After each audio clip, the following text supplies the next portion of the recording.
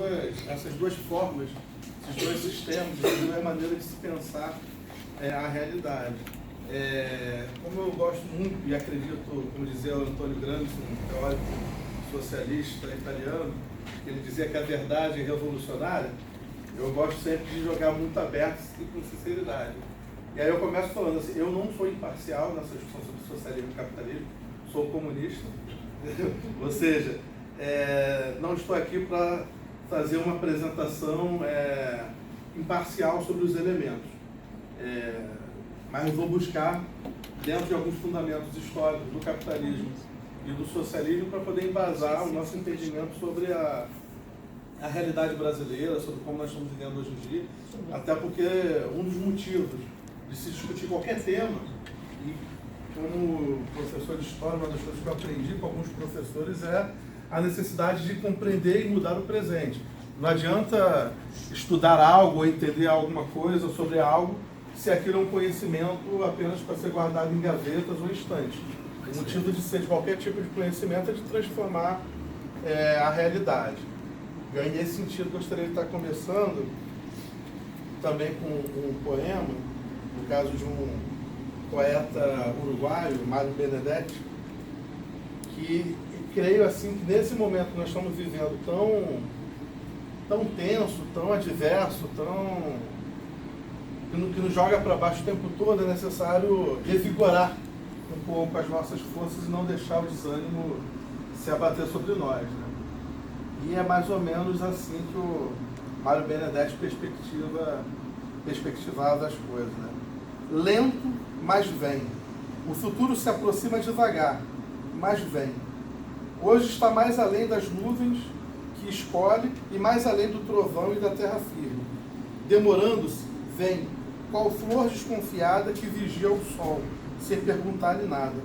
Iluminando, vem as últimas janelas. Lento, mas vem. O futuro se aproxima devagar, mas vem. Já se vai aproximando, nunca tem pressa. Vem com projetos e sacos de semente, com anjos maltratados e fiéis andorinhas.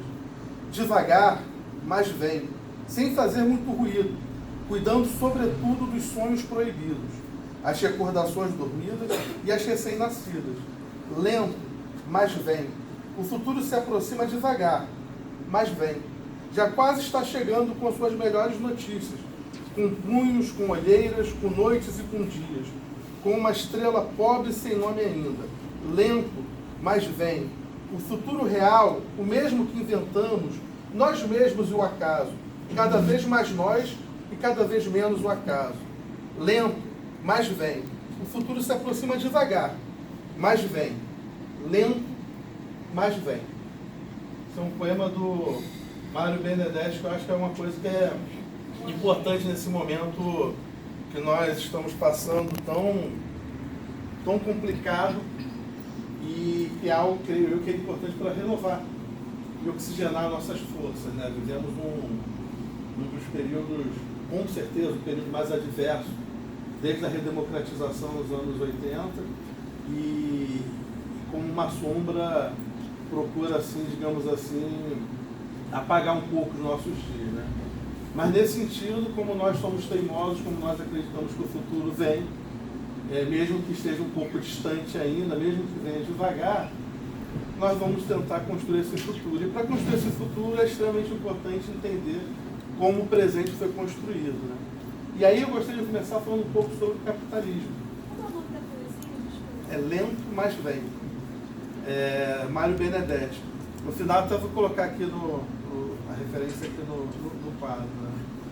Assim, para compreender primeiramente assim, o que nós estamos vivendo, esse sistema que nós estamos vivendo, o capitalismo, né? Assim, eu gostaria de começar fazendo uma pergunta para vocês assim. Se vocês pudessem definir em uma palavra o que é capitalismo, como vocês definiriam? Lucro, dinheiro, Exploração. acumulação, consumo. Todos estão certos. Eu ficaria com o gentileza que pôs lá naqueles escritos, que é o capitalismo. Também está certo. Basicamente é isso, o capitalismo perpassa por todas essas respostas.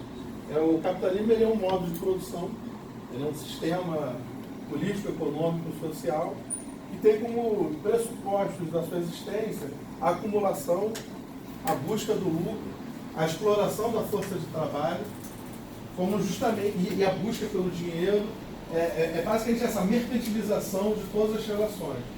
Karl Marx foi um estudioso e crítico do capitalismo, falava que o capitalismo era justamente isso, era uma mercantilização de todas as relações sociais, afetivas, políticas, ou seja, todas aquelas relações que eram tidas no período anterior como relações sagradas ou naturais, o capitalismo transformava em mercadoria, mercantilizava todas essas relações. Né?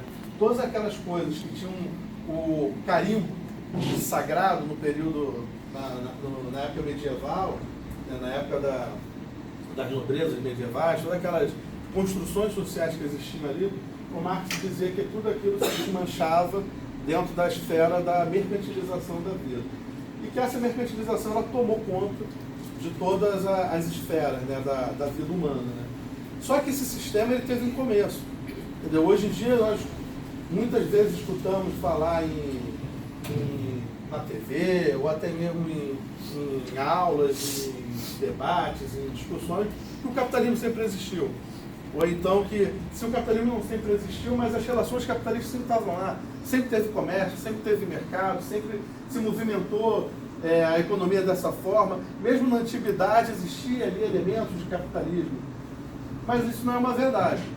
Assim, as relações de produção foram variadas ao longo da história da humanidade e não foram lineares, assim como também algumas leituras de esquerda tentaram colocar aqui, quase como se fosse uma fórmula matemática, né?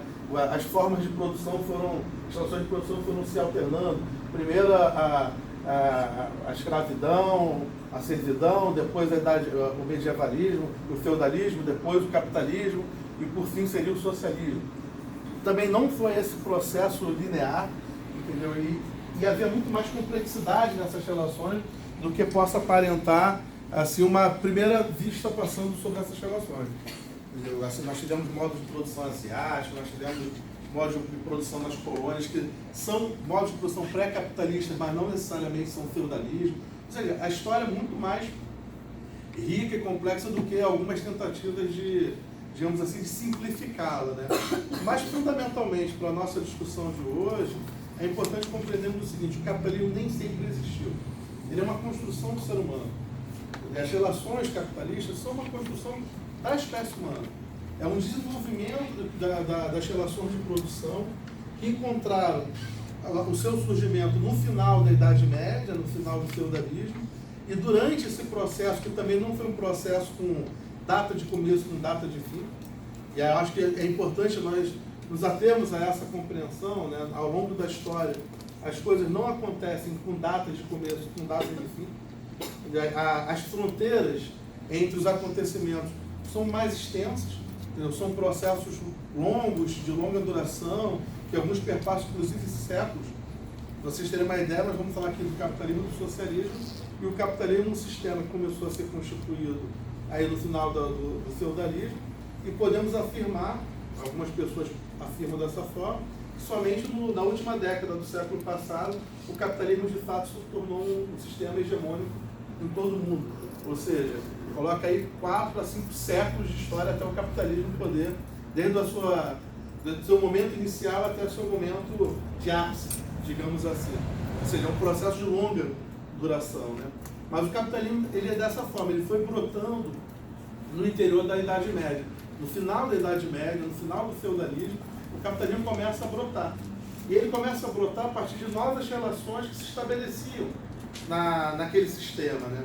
Você tinha até então, no sistema feudal, aquela estrutura que toda digamos assim, toda a riqueza, tudo perpassado pela posse da terra, e a maneira como se administrava a posse da terra, né? Os feudos, e aí você tinha os senhores, que coordenavam os vassalos, de toda aquela estrutura, e abaixo dos vassalos os servos, que trabalhavam a terra e repassavam o excedente, ou seja, o que eles não usavam para a sua própria subsistência, repassavam para os senhores feudais. esse sistema ele começa a entrar em colapso, ele começa a naufragar no final do século XIII, indo para o século XIV, e num processo longínquo, ou seja, um processo longo, onde essas relações começam a dar espaço para um outro tipo de relação, que são justamente as relações baseadas no comércio e na troca de mercadorias, mas ainda de maneira muito rudimentar. Só que esse processo ele vai ganhando cada vez mais força ao longo dos anos, ao ponto de você chegar a um momento onde o comércio passaria a ser a principal fonte de circulação de riqueza no interior daqueles nascentes países. E esse novo comércio ele era tão forte enquanto modo de produção que ele começou a influenciar, inclusive, as estruturas e a forma como se organizavam aqueles países, né? Chamar aquilo de nação, assim, forçar um pouco a barra, mas como estavam se constituindo aqueles países até então, principados, reinos, monarquias, como aquilo ia se constituindo em estados nacionais. A própria pressão para fazer com que aquilo virasse um estado nacional tem muito desse movimento da troca das mercadorias, do comércio, daquele processo que ficou conhecido na história como mercantilismo, que é um conjunto de práticas para poder garantir com que os comerciantes de cada país pudessem ter mais força e garantir que suas mercadorias pudessem prevalecer em relação à mercadoria de outros países. E aí se criaram um conjunto de leis, e isso acabou acarretando o fortalecimento das fronteiras nacionais, a construção dos estados nacionais.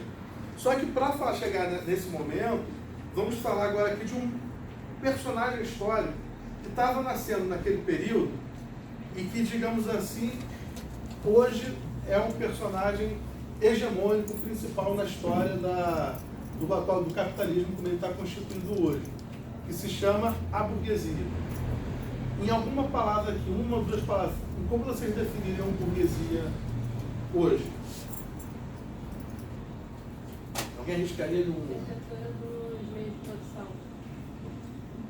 Empresários.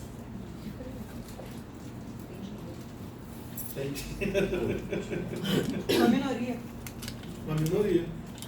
Uma minoria que tem dinheiro, que é dona dos meios de produção, que se constitui como os empresários, como os industriais. Todas essas definições estão corretas. A burguesia, no seu nascedouro, ela se constituía como um segmento, e o nome burguesia vem disso, né? Vem de burgos, que eram casas e moradias que eram próximos dos burgos na Idade Média, onde existiam alguns comerciantes que faziam de maneira rudimentar algumas mercadorias e trocavam, vendiam essas mercadorias. E no entorno desses burgos, né, que eram esses palácios, eles moravam ali no entorno, daí a denominação de burguesia, e eles foram justamente esse setor que foi se fortalecendo com o aumento do comércio, com a formatação de estados nacionais. Cada vez mais esse setor foi se fortalecendo, ao ponto de se tornar uma força política considerável.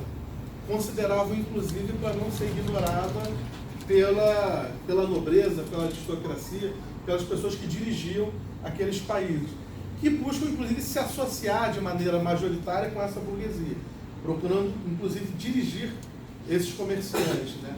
E aí você tem todo um ajuste político, e quando nós formos falar de socialismo, nós vamos abordar mais esses elementos, que é uma coisa que o Karl Marx chama de crise de forma e conteúdo, que é justamente o conteúdo daqueles estados nacionais não era mais comportável dentro da forma como ele estava constituído.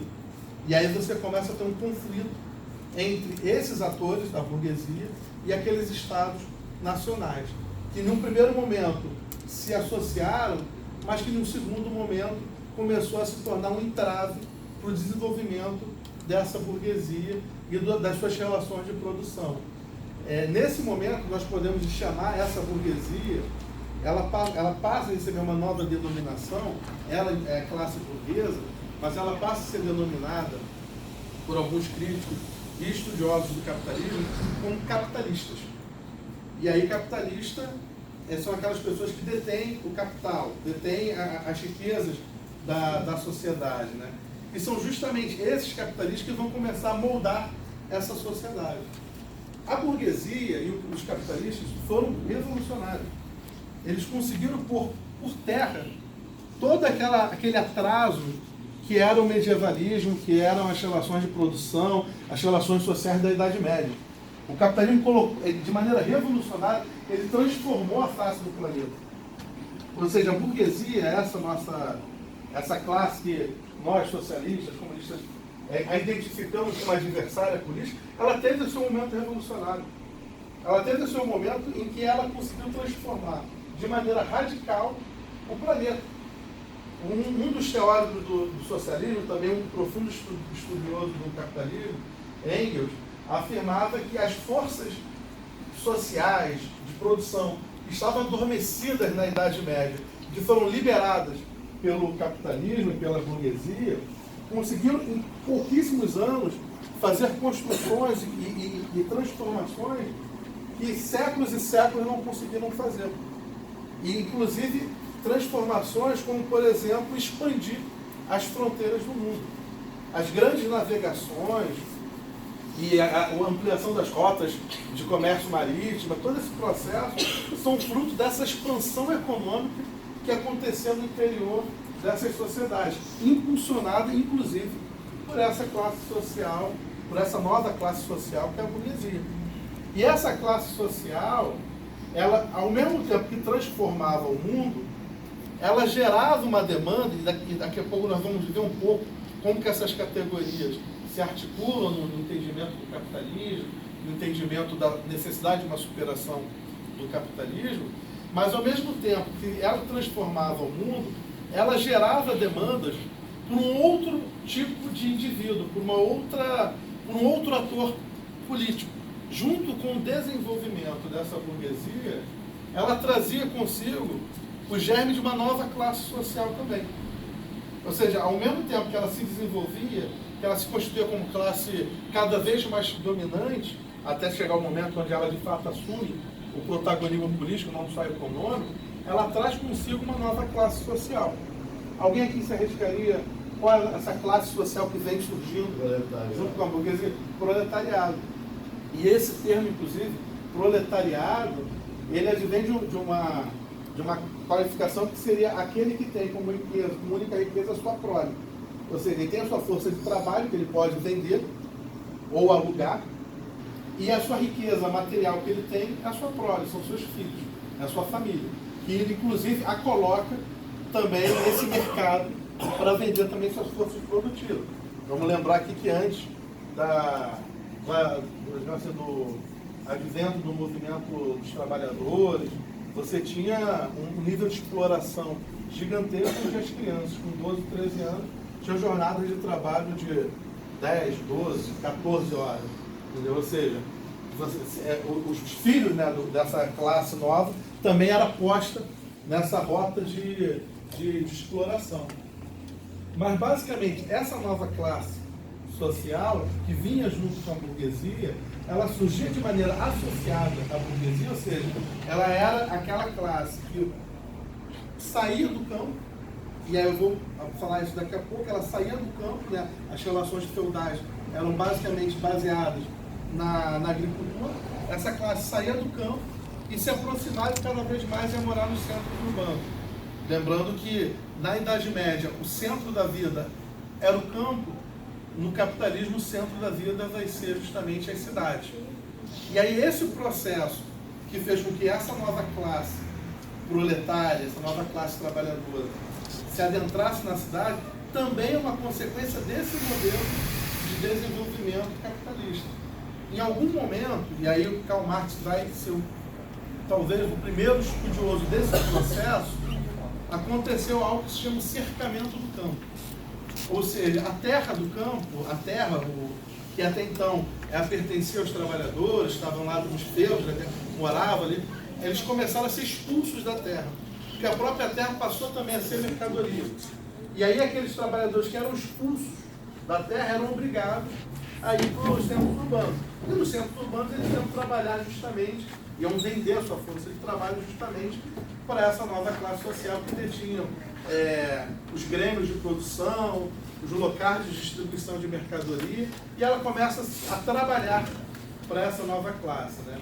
E aí você tem, nesse momento, o começo do desenho do mundo que nós temos hoje, que é o quê? Uma classe capitalista, no caso a burguesia, que detém as riquezas, que detém os meios de produção, e você tem a serviço dessa classe uma classe de trabalhadores braçais, a grande maioria de trabalhos braçais, que seriam, em breve, se constituiriam como operários, né, do processo de revolução industrial, de industrialização, mas naquele momento ainda trabalhando nas oficinas, vendendo o seu trabalho de maneira muito rudimentar. Mas só que essas duas classes ainda não possuíam um protagonismo político. Elas possuíam, digamos assim, o protagonismo econômico. Mas a política ainda era gerida e era administrada pela aristocracia, pela nobreza, pelos reis, pelas monarquias, ou seja, a estrutura ainda estava afastada da nova forma que a sociedade estava se organizando. E aí tem algumas expressões que eu acho importante colocar, até mesmo são expressões comuns quando nós vamos estudar sobre capitalismo e sobre socialismo, e eu acho que é importante nós ficarmos familiarizados com esses conceitos.